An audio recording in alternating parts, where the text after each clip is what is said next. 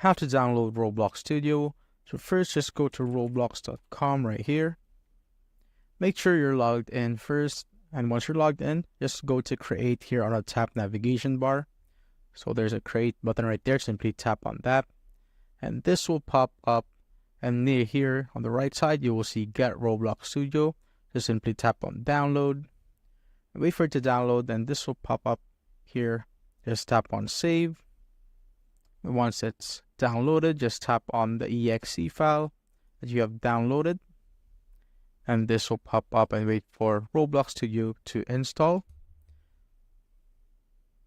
And now this is popped up after you have installed it. And if this pops up right here, you could just tap on login via browser. And now you just tap on continue, or you could either change account. Just tap on this and open Roblox Studio. Now we can go back right here. And as you can see, you could now start creating or using the studio. And that's how you basically download Roblox Studio on PC.